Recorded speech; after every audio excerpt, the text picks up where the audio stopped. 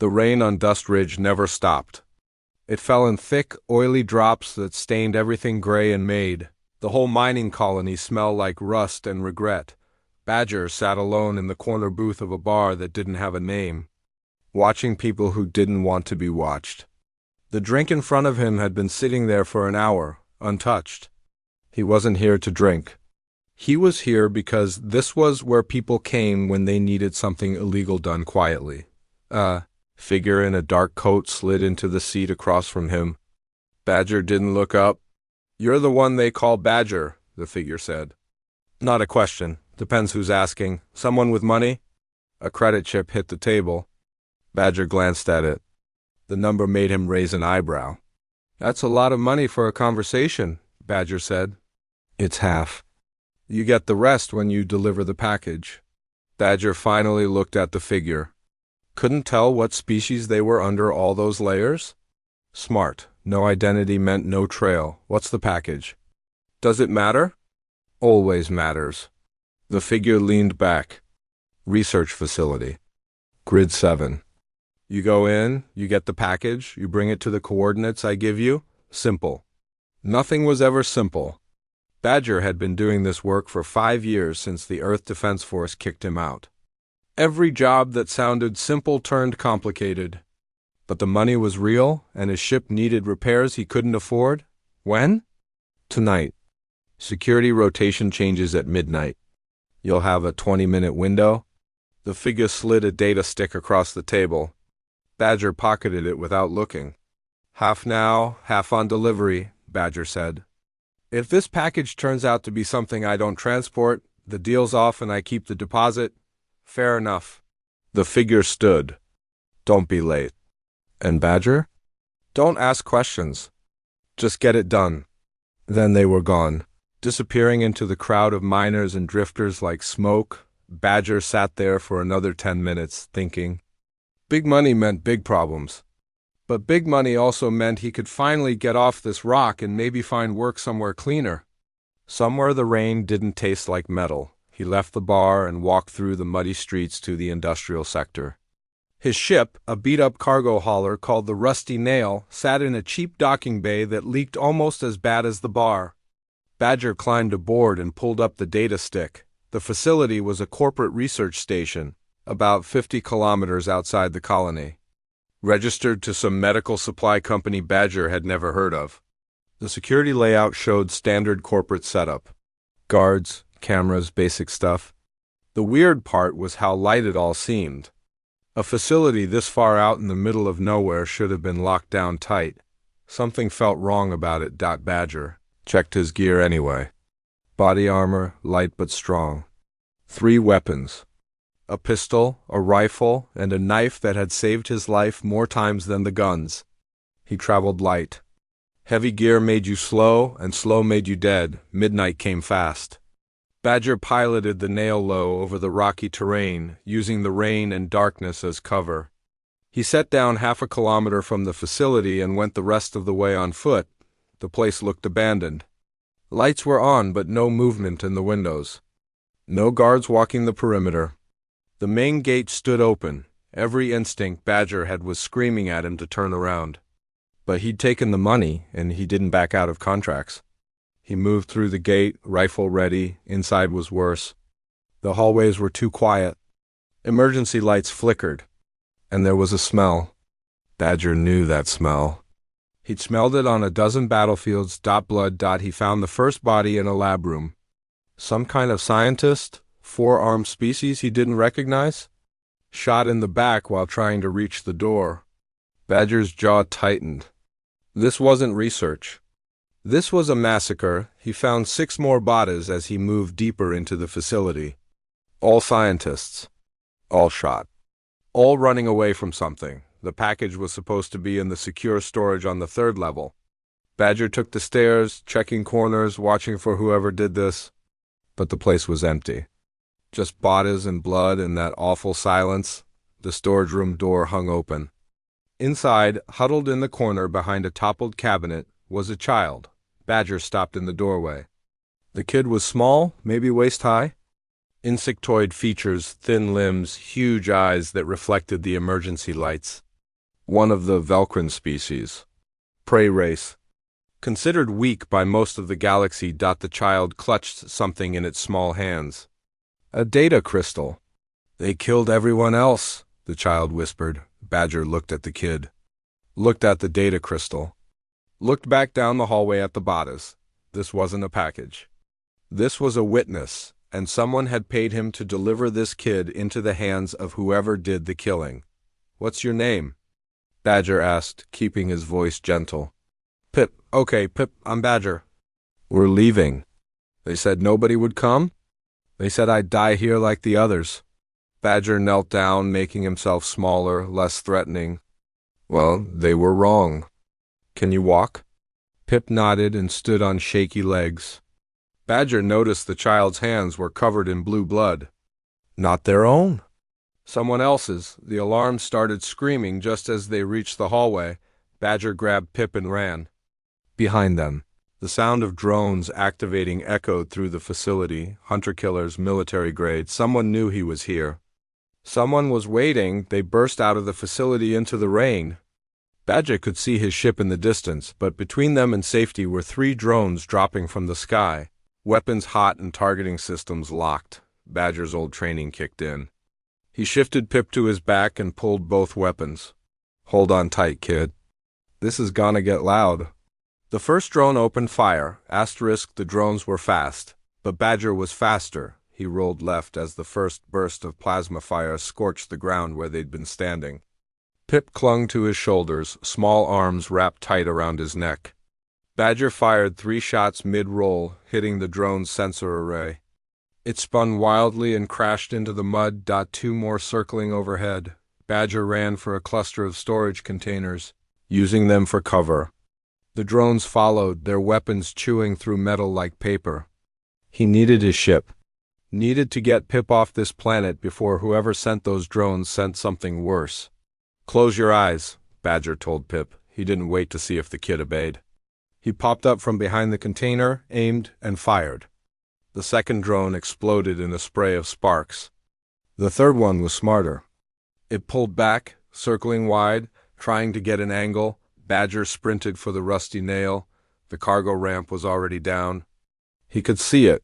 50 meters, 40. The drone screamed in from the side. No time to dodge. Badger twisted, putting his body between the drone and Pip, and took the hit. The plasma bolt struck his shoulder armor, burning through the outer layer. Pain shot down his arm, but the armor held. Barely. He fired blind behind him. Heard the drone crash. Didn't stop to check. They made it to the ship. Badger slammed the ramp control and stumbled to the cockpit. Pip tumbled into the co-pilot's seat, eyes wide with fear. Badger's shoulder screamed at him, but his hands moved through the startup. Sequence on muscle memory alone, the nail lifted off as more drones appeared on the horizon. Badger pushed the engines hard, climbing fast through the rain until they broke atmosphere. Only then did he let himself breathe. You okay? He asked Pip. The child nodded, still holding that data crystal like it was the most important thing in the universe. Maybe it was. Badger set course for Station Gamma, neutral territory? He could think there, figure out what he'd gotten himself into. His shoulder throbbed where the plasma had hit. He'd need to patch that before it got infected. What's on that crystal? Badger asked. Pip looked down at it. Evidence. That's what Dr. Halle called it. Evidence of what they did to us. Who's they? The company. They said they were testing medicine. But it wasn't medicine. It made people sick. Made them die. Pip's voice got quieter. Whole colonies died. My home colony died. My family. Badger's hands tightened on the controls. He'd seen corporate evil before. Seen them sacrifice people for profit. But this was something else. How many? He asked. Thousands. Maybe more. Different species? All the ones they call useless. The weak ones. That smell of blood in the facility. Those scientists running. They'd figured out what their bosses were really doing, and they'd paid for it with their lives. All except Pip, the smallest witness to the biggest crime. Station Gamma appeared ahead, a spinning wheel of metal and light in the darkness of space. Badger docked in the cheap section where nobody asked questions. He paid extra for privacy codes on the airlock. The safe house was 3 levels down in the older part of the station. A room with 2 doors and no windows. Badger had used it before. He swept it for bugs, checked both exits, then finally let himself relax. Pip sat on the single chair, still clutching the crystal. "When did you last eat?" Badger asked. The child thought about it. 3 days ago. Maybe 4. Badger dug through his emergency supplies and found ration bars. Not good, but food was food. He handed one to Pip. The child ate slowly, carefully, like someone who'd learned to make food last. While Pip ate, Badger pulled up the data crystal on his portable reader. What he saw made his blood go cold. Test results. Thousands of them. Experiments on living subjects. Bioweapons designed to target specific genetic markers. The goal was simple and horrible. Wipe out species that the corporate alliance deemed non-productive. Too weak to work. Too small to fight. Not worth the resources to keep alive. Velcrin were on the list. So were a dozen other species. The files included communication between corporate executives and military officers. People with names Badger recognized. People who sat on the Galactic Council. People who made laws and decided which species deserved protection and which didn't. "They're going to kill me," Pip said quietly. "Aren't they?" Badger looked at the child. 8 years old, if he'd translated the Velcrin age cycle right. Small enough to hold in 2 hands. Scared but trying to be brave, every decent part of Badger said to run. Take the kid somewhere safe. Hide. Let someone else fight this fight. But there was nowhere safe. Not from people with this much power and this much to lose. "Yeah," Badger said honestly. "They're going to try. Will you leave me? Humans don't usually help us. They say we're not worth the trouble." Badger had heard that before. Heard it from his own commanders back in the Defense Force. The mission is more important than civilians. Acceptable losses. Great or good, he'd punched his commanding officer for saying it. That's why they'd kicked him out. "Not how I do things, kid," Badger said. He tried to upload the data to news networks. Corporate hackers blocked every attempt. He tried sending it to government contacts. Messages bounced back undelivered. Whoever was behind this had enough power to control the information flow across half the sector. His communicator buzzed. A message on the emergency channel. Badger's old military access code. He opened it. The face on screen was human, older, military haircut and cold eyes. Commander Voss. Badger knew him. They'd served together once, before Voss decided money mattered more than morals. Badger. Long time, not long enough. You have something that belongs to my employers. I'm authorized to offer you 2 million credits and a full pardon for all outstanding warrants. Just walk away. Badger looked at Pip. The child was watching him with those big eyes. "No," Badger said. Voss's expression didn't change. "Then you've chosen to die? My team is already on station. Surrender the package or we take it by force." The screen went dark. Badger checked his weapons. Started planning defensive positions. Pip moved closer. "Why are you doing this? You don't even know me." Badger looked down at the child. "Back on Earth we have this rule. You don't hurt kids." "Any kids?" "You just don't, even alien kids. Especially alien kids. They need more protecting." Outside, alarms started blaring. Someone was breaching the docking level. Multiple someones. Badger grabbed his rifle. "Stay behind me. Whatever happens, you stay behind me." Badger moved through the maintenance corridors with Pip pressed close to his side. Behind them, the sound of boots echoed off metal walls. Professional, coordinated, military. The first team hit the safe house 30 seconds after they left. Badger heard the breach charge blow and kept moving. He planned 3 escape routes. They'd blocked the first 2. That left the long way through the station's guts. "How many?" Pip whispered, "Enough." They turned a corner and ran straight into 2 mercenaries. Big ones, Draxon species, all scales and muscle. They raised their weapons. Badger was faster. 2 shots. Both mercs dropped. He didn't slow down. just grabbed Pip and kept running. The child didn't scream, didn't cry, just held on and stayed quiet. Smart kid. More boots behind them. Closer now. They burst out of the maintenance corridor into a market section. Civilians scattered as gunfire erupted. Badger returned fire while backing toward cover, keeping Pip shielded. A plasma bolt hit the wall next to his head. Too close. He ducked into a shop selling engine parts and sealed the door. Wouldn't hold long, but he needed a second to think. They're not going to stop, Pip said. No, they're not. The shop had a back exit. Badger kicked it open and they ran again. The station was a maze, but Badger had memorized the layout years ago. Old habits from his military days. Always know the terrain. Always know the exits. They made it to a residential section before the next team caught up. This time it was worse. Automated combat drones, the kind military used for urban warfare. Small, fast, and very illegal on civilian stations. Badger shot 3 out of the air, but the 4th got through. It latched onto his leg and started cutting through armor. He ripped it off and crushed it under his boot, but not before it drew blood. Pip stared at the wound. You're hurt. I've had worse. They ducked into a narrow alley between hab units. Badger's leg burned, but he could still walk. That's all that mattered. An old woman stepped out of a doorway ahead, human, gray hair and sharp eyes. She looked at Badger, then at Pip, then at the blood trail they were leaving. Inside? She said. Now? Badger hesitated. Trust got you killed. I'm Ruth, the woman said. Retired engineering corps. I know that look in your eyes, soldier. You're protecting that child. Get inside before you both bleed out in my alley. Badger made a choice. They went inside. Ruth's place was small but clean. She sealed the door and activated some kind of jamming field. That'll keep scanners out for maybe 10 minutes. Let me see that leg. While Ruth worked on the wound, she talked. Words spreading through the human sections. One of our own is protecting an alien kid from corporate kill squads. People are talking. Talking doesn't help. No, but weapons do. Ruth pulled out a medical kit that had military-grade supplies. I've got friends.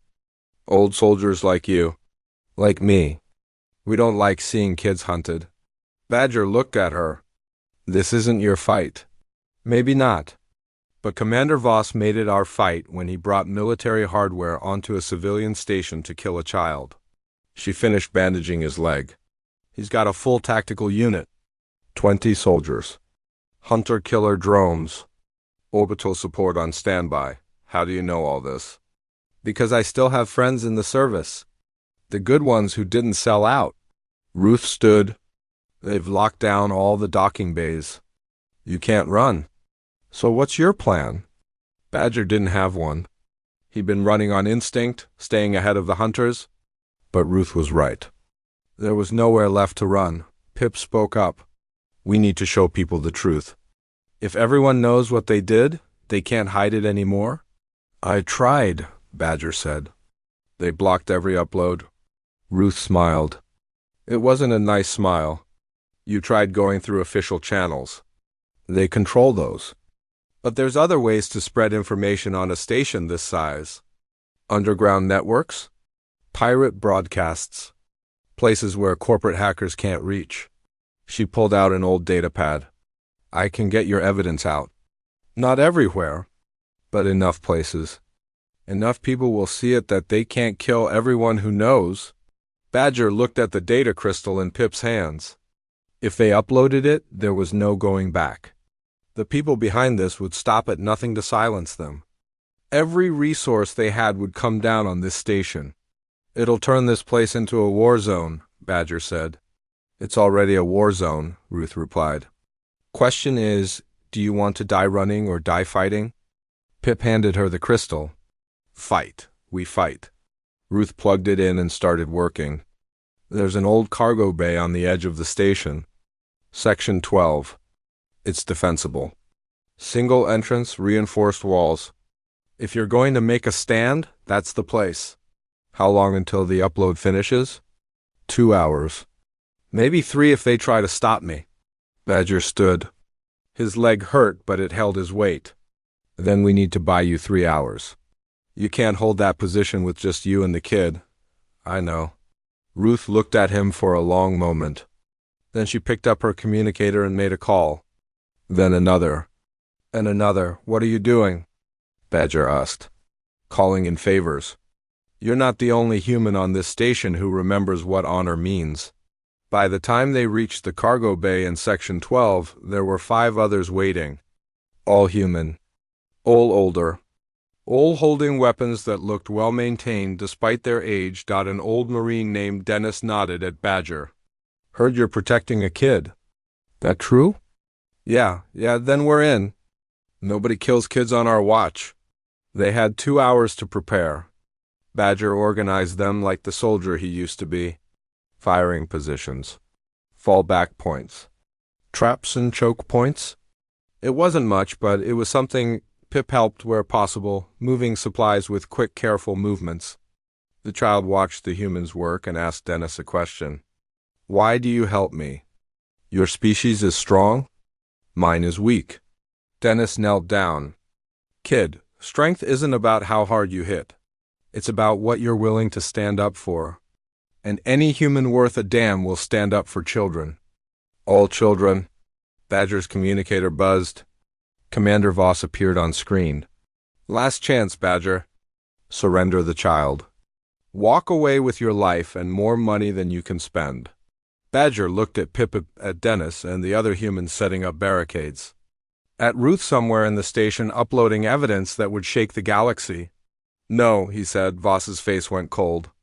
Then you'll die for nothing. Maybe, but that kid will know someone thought they were worth dying for. Can you say the same about anything you've done? The screen went dark. Dennis checked his rifle. How many are coming? All of them, Badger said. They waited in the cargo bay. Weapons ready, determined, outside. The sound of marching boots grew louder. The cargo bay sat at the edge of Station Gamma's old industrial section. A relic from when the station still processed, or instead of just trading it. Thick walls designed to contain explosions. One main entrance wide enough for loading equipment. High ceiling with exposed beams and catwalks. Badger stood at the entrance, checking his rifle for the 10th time. Behind him, the other humans worked in practiced silence. Dennis rigged explosives along the approach corridor. 2 others, a woman named Sarah and a man called Lee, set up overlapping fields of fire from elevated positions. Another human, younger than the rest, worked on a makeshift medical station. Got movement on sensors, Sarah called out. Multiple contacts. Coming from 3 different directions. They'll converge on the main entrance, Badger said. It's the only way, and that fits their equipment. Pip sat in the safest corner of the bay, surrounded by supply crates and emergency shielding. The child watched everything with those huge eyes. Still holding the data crystal even though Ruth had already copied it, Dennis walked over to Badger. We've got maybe 40 minutes of ammunition between all of us. After that, it's hand-to-hand. Won't get that far. They'll either break through in the first push or pull back and try something else. And if they pull back, then we've bought Ruth enough time to finish the upload. Dennis nodded. He didn't mention that buying time meant dying. They both knew it. The old Marine pulled out a flask and took a drink. Never thought I'd die on a station. Always figured it'd be planetside somewhere. Under a real sky. Still time to leave, Badger said. Dennis laughed. No, there isn't. Not for any of us. We stopped being able to leave the moment we decided a child's life mattered more than our own. Lee called out from his position. They're broadcasting something on open channels. Audio only. Badger nodded. Lee patched it through. Commander Voss's voice filled the cargo bay. This is Commander Voss of the Corporate Security Force. To all station residents, please evacuate Section 12 immediately. Hostile elements are present and will be neutralized with extreme prejudice. This is your only warning. The channel went dead. Extreme prejudice, Sarah said. That's military talk for they don't care about collateral damage. Badger checked the time. 35 minutes until Ruth said she'd be done. Might as well be 35 hours. Pip walked over, moving carefully between the defensive positions. Badger, what happens if you die? Don't think about that. But what happens to me? Badger knelt down to eye level. See those people up there? Every single one of them will die before they let anyone hurt you. That's a promise. Why? You barely know me. Because it's right. Because someone has to. Because back on Earth we have this old saying. We don't leave our people behind. And right now you're our people. The child's antenna twitched. Something Badger had learned meant confusion in Velcrin. But I'm not human. Doesn't matter. You're a kid. That's enough. The first explosion shook the cargo bay. Dennis's mind's going off in the approach corridor. Badger heard screams. Not human screams, mercenaries. Contact! Sarah shouted. Badger moved to the entrance. Through the smoke and debris, he could see them coming. Mercenaries in heavy armor moving in formation, professional, well-equipped, expensive. First wave is mercs, Badger called out. Save ammunition. Controlled bursts. Make every shot count. The mercenaries reached the entrance and opened fire. Plasma bolts lit up the cargo bay. Badger and the others returned fire from cover. The mercs had numbers and equipment, but the humans had position and motivation. 3 mercenaries went down. Then 4, the rest pulled back behind cover, reassessing. They're testing our defenses, Dennis said. Next push will be harder. He was right. The second wave came with drones. Small ones that flew through the entrance and tried to flank. Sarah picked off 2. Lee got another.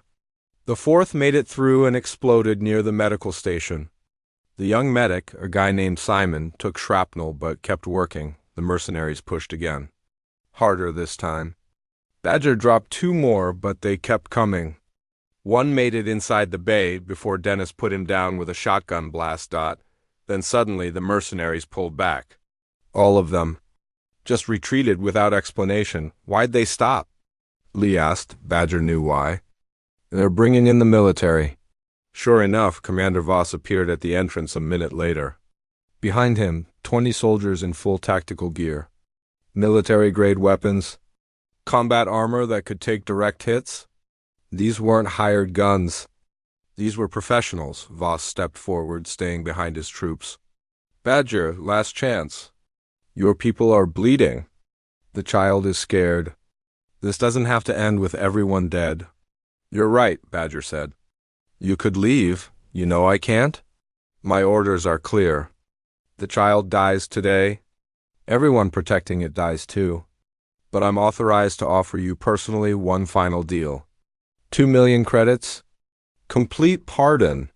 New identity. Walk away right now and live. Badger looked back at Pip.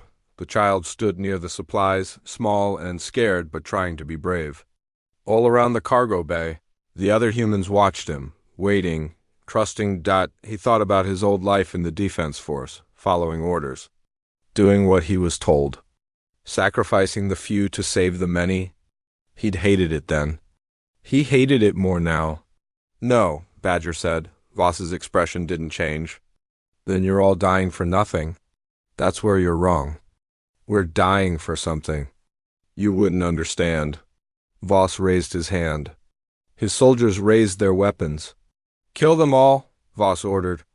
Then louder, with genuine fury in his voice, kill the child. Badger smiled. It wasn't a happy smile. It was the smile of a man who'd made peace with what came next. The smile of someone who'd found a line they wouldn't cross and didn't care what it cost. He stepped fully into the entrance. Rifle ready. Body blocking the only path to Pip.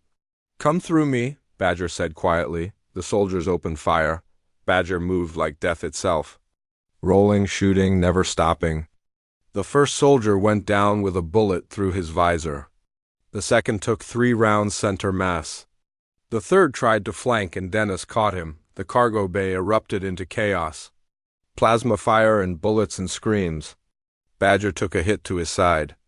Then his shoulder. Pain exploded through him, but he kept fighting. Kept moving. Kept putting his body between the soldiers and Pip, 2 more soldiers fell. Then Dennis went down, legs shattered. Sarah kept firing even after taking a hit that cracked her armor. Lee fought from his position until a grenade blast threw him from the catwalk. And still, Badger stood, bleeding, wounded, but standing. The soldiers pulled back, shocked. They'd lost half their number and hadn't gotten past the entrance. Voss stared at Badger in disbelief. "What are you?" Badger reloaded his rifle with bloody hands. "Human." Badger could taste blood. Couldn't tell if it was his own or splatter from the fighting. Didn't matter. His vision swam, but he kept his rifle steady, pointed at the soldiers regrouping in the corridor. Behind him, Dennis dragged himself to cover, leaving a streak of red. Sarah slumped against the wall, breathing hard through cracked ribs. Lee didn't move at all on the floor below. Pip huddled behind the crates, eyes wide with terror but silent. The child understood. Any sound might draw attention. Might make the soldiers remember what they were really here for. Commander Voss stepped back into view. His tactical armor was clean, unmarked. He'd stayed behind his soldiers while they died. "Impressive," Voss said. "But mathematics doesn't lie. You're out of ammunition. Out of people. Out of time." Badger checked his rifle. 3 rounds left. His pistol was empty. The knife at his belt was all he'd have after that. 3 rounds. 10 soldiers plus Voss, bad odds. "So come finish it," Badger said. Voss smiled. Not a nice smile. The smile of someone who knew they'd won. "No, I think I'll make you watch first."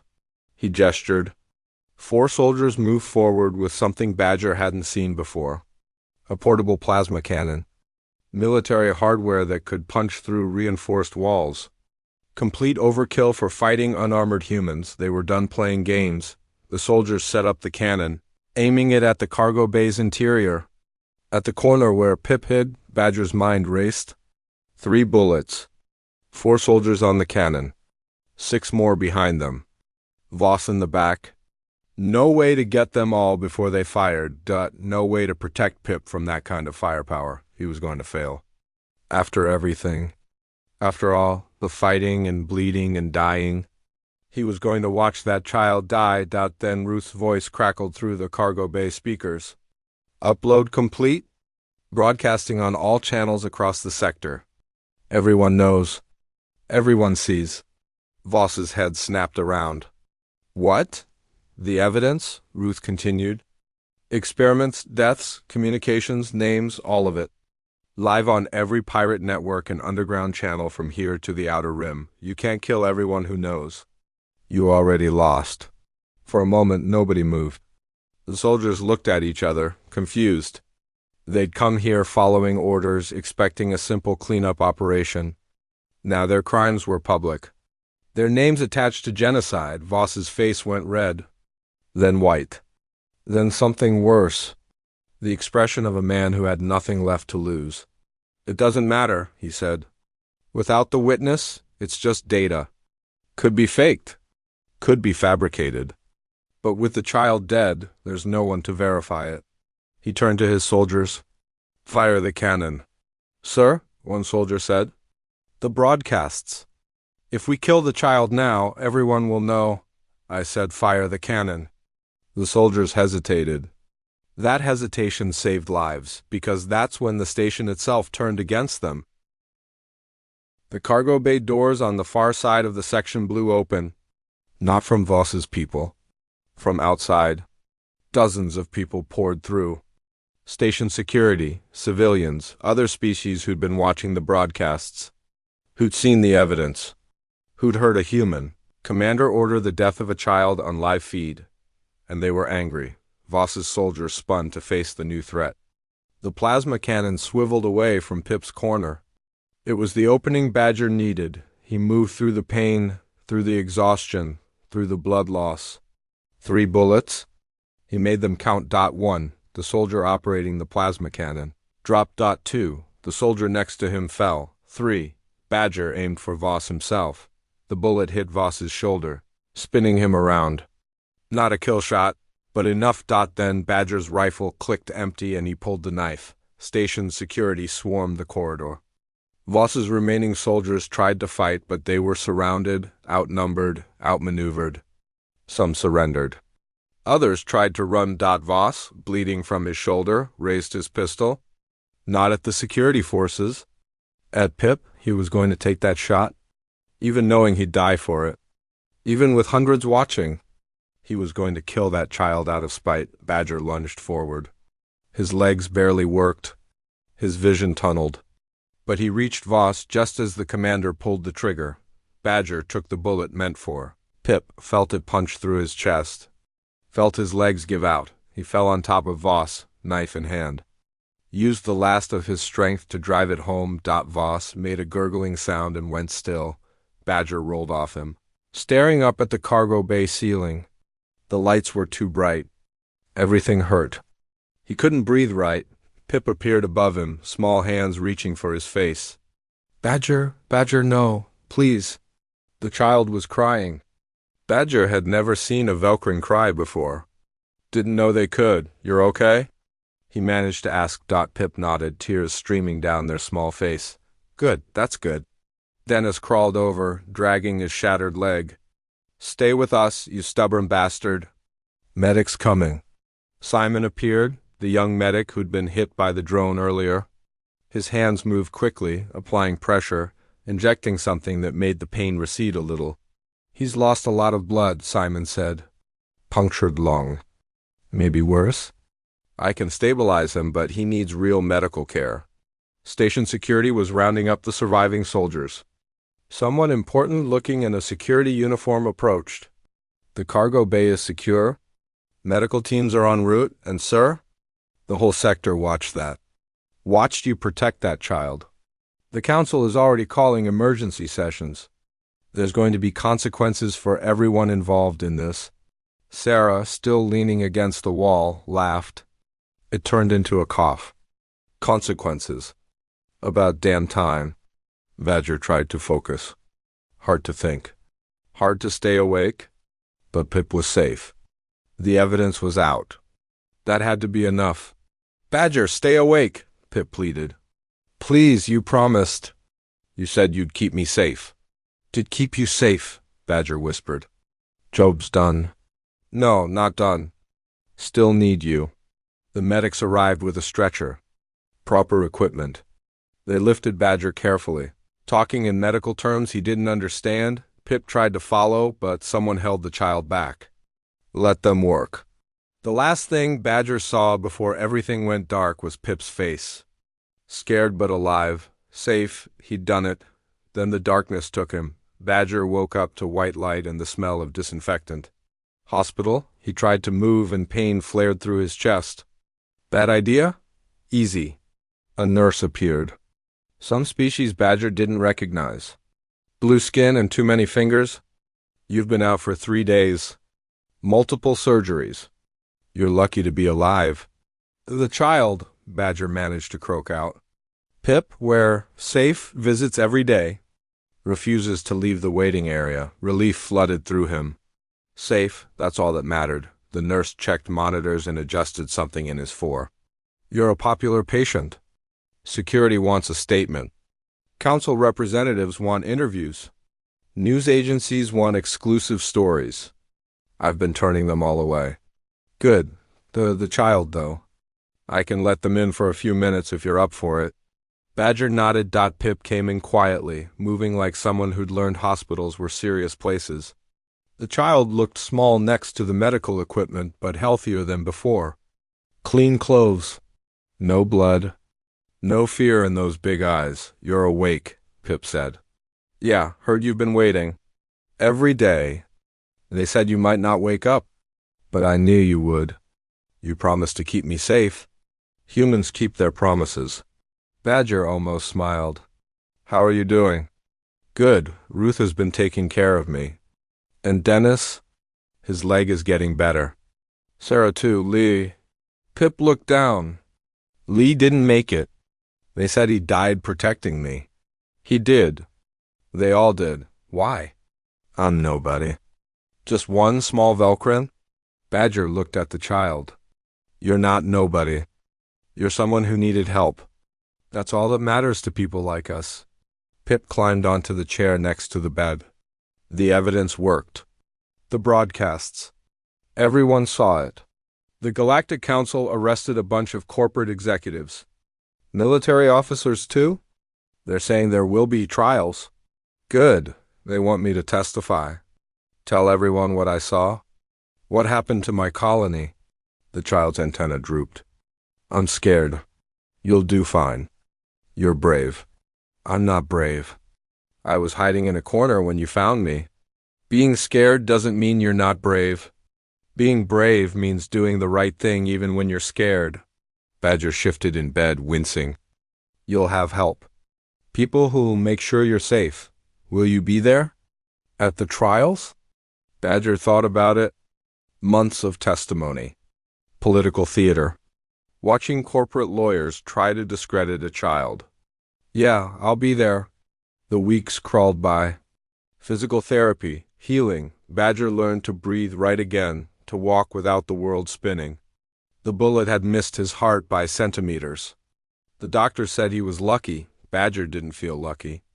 He felt old and tired and ready for this all to be over, but it wasn't over. The trials started 2 months after the battle. Galactic Council chambers. Every major news network broadcasting live. Badger sat in the audience, wearing clothes that felt too formal, watching Pip take the stand. The child spoke clearly. Described the experiments. The deaths. The scientists who tried to help but were killed for it. Pip named names and showed evidence and never once broke down, crying even though Badger could see how hard it was. The lawyers tried to discredit it. Called Pip unreliable. Too young, traumatized, but the evidence Ruth had broadcast didn't lie. Medical records, communication logs, test results. The executives went to prison. The military officers were court-martialed.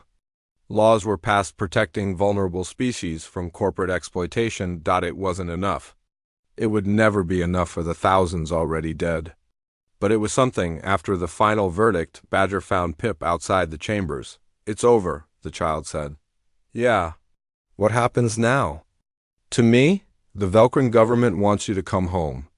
They're offering protection, education, whatever you need. Pip looked up at him. What about you? What will you do? Badger had been thinking about that. He couldn't go back to mercenary work. Not after all this. Couldn't pretend the galaxy was simple anymore. Couldn't pretend some jobs were worth taking. Don't know yet, he admitted. Could you ... Pip hesitated. Could you come with me? To Velcrin space? Not forever. Just until I settle in. Everything's strange now. Everyone knows who I am? What I did. I don't know how to be normal again. Badger looked at the child who'd changed everything. Who turned him from a mercenary into something else. Something better, maybe. Yeah, he said. I can do that. They left Station Gamma on a transport ship 3 days later. The rusty nail had been impounded as evidence, so Badger traveled light. Just his go-bag and the clothes on his back. Ruth came to see them off. She'd testified too, explaining how she'd helped broadcast the evidence. The council had given her a commendation. She'd thrown it in the trash. Take care of yourself, soldier, she told Badger. You too. She knelt down to Pip's level. You did good, kid. Real good. You stood up when it mattered. Pip hugged her. Ruth hugged back, fierce and protective. The Velcrin homeworld was green and warm, nothing like the gray stations and cold space Badger was used to. Pip's remaining family welcomed them both. They didn't understand why a human would travel all this way to help their child, but they were grateful. Badger stayed for a month. Then 2, then 3. He taught Pip how to defend themselves. Basic self-defense. Situational awareness. How to stay safe in a galaxy that sometimes wasn't kind to small, vulnerable beings. Pip taught him about Velcrin culture.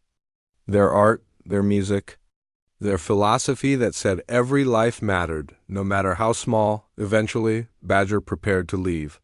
The child was settling in, making friends, learning to be a kid again instead of a witness and a survivor. You'll come back? Pip asked. Yeah, I'll come back. Promise? Promise? Badger boarded a ship heading back toward human space. He had enough money saved to buy a new ship, small, reliable. He'd already decided what he'd do with it. There were other kids out there, other people who needed help, other situations where someone needed to stand up and say no further. His communicator blinked with a new message. A job offer. Security detail for a refugee convoy. Protecting families fleeing a war zone. The pay was terrible. The danger was real. Badger accepted it. 6 months later, his ship received an emergency broadcast. Science station. Corporate raiders, hostages. One of the hostages was a child. Badger changed course immediately. The cycle continued. Different stations, different children, different enemies, but always the same choice. Stand up or stand aside. Badger never stood aside. Back on Earth, someone eventually compiled recordings of Badger's actions. The battle at Station Gamma, the trials. Every other time he'd put himself between danger and someone who couldn't defend themselves. They called it the Honey Badger Doctrine. The idea that humans, despite being individually unremarkable in strength or speed, became unstoppable when protecting the vulnerable. That humanity's true strength wasn't physical power but moral courage. Other humans started following the example. Veterans and civilians alike. Watching for the weak, standing for the helpless. Making it known across the galaxy that if you threatened children, any children, you'd have to go through humanity first. And humanity didn't move. Years later, Badger received a message from Pip. The child was grown now, working as a council representative for vulnerable species rights, making real changes, saving lives through law and diplomacy. Instead of weapons and violence, the message was simple. Thank you for showing me that being small doesn't mean being helpless. That someone always stands up. That courage matters more than strength. Coming to visit next month. Hope you'll be there. Badger smiled and sent back a reply. I'll be there. He kept his promises, always had, always would, because that's what humans did.